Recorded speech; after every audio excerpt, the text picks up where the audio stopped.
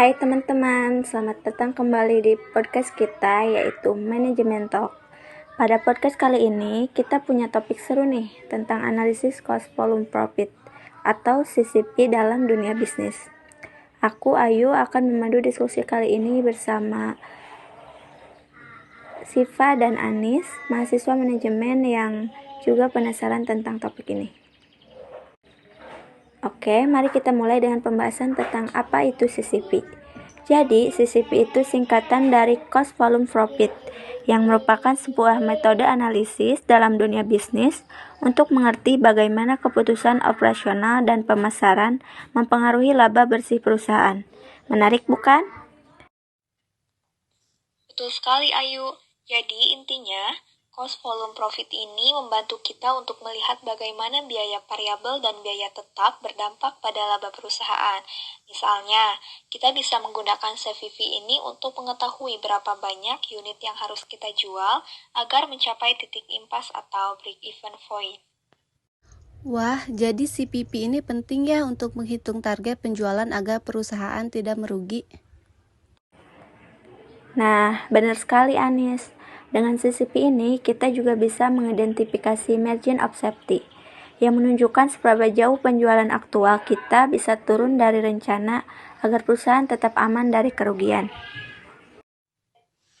Tapi teman-teman, kita juga perlu memperhatikan asumsi-asumsi yang digunakan dalam analisis cost volume profit.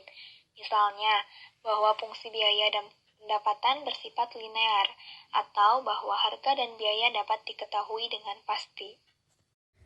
Ya, jadi meskipun CPP ini sangat berguna, kita juga harus bijak dalam menerapkannya dengan memperhatikan asumsi-asumsi yang ada. Teman-teman di sini tahu gak? CCP analisis ini adalah alat yang sangat bermanfaat bagi manajer dalam memahami bagaimana biaya, volume penjualan, dan laba saling terkait dalam operasi perusahaan. Benar sekali, Ayu. Dengan menggunakan konsep ini, manajer dapat membuat keputusan yang lebih baik terkait penetapan harga, perencanaan laba, dan juga evaluasi kinerja perusahaan. Untuk memahami konsep dasar CPP analisis ini, mari kita mulai dengan memahami komponen utama dari CPP analisis. Pertama-tama, kita punya biaya tetap yang merupakan biaya yang tidak berubah terlepas dari volume produksi atau penjualan. Lalu ada biaya variabel yang berubah sebanding dengan volume penjualan. Ini mencakup bahan baku, tenaga kerja langsung, dan lain-lain. Dan tentu saja kita memiliki harga jual per unit yang merupakan harga yang kita terima dari penjualan setiap produk atau layanan. Oh iya, setelah kita sedikit bahas CCP ini, bagaimana CCP analisis ini dapat diterapkan dalam praktiknya? Mungkin Siva bisa bantu jawab? Baik, Ayu. Salah satu penerapannya adalah dalam penetapan harga. Dengan memahami struktur biaya perusahaan, manajer dapat menetapkan harga jual yang memadai.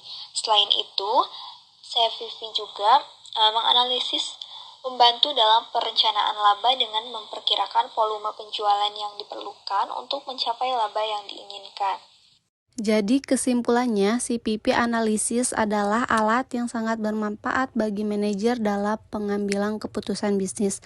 Pemahaman yang baik tentang konsep ini dapat membantu perusahaan untuk mengoptimalkan kinerjanya dan mencapai tujuan keuangan yang ditetapkan.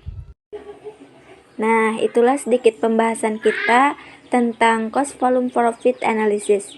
Masih banyak hal menarik lainnya loh tentang topik ini yang bisa kita eksplorasi lebih dalam di masa depan. Bagaimana teman-teman? Apakah kalian tertarik untuk mendalami lebih lanjut tentang CCP ini? Tentu saja, Ayu, ini topik yang sangat relevan dan penting untuk dipahami dalam dunia bisnis. Setuju banget, aku juga penasaran dengan aplikasi CPP di berbagai industri. Baiklah teman-teman semua, itu dia diskusi santai kita kali ini tentang analisis cost volume profit.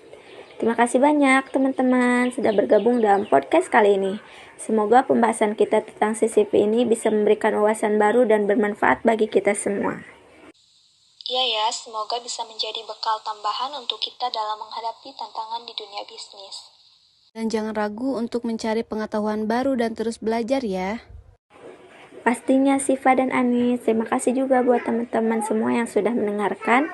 Jangan lupa untuk berbagi podcast ini kepada yang lain agar semakin banyak orang yang mendapat manfaat dari pembahasan kita hari ini. Sampai jumpa, bye-bye, terima kasih.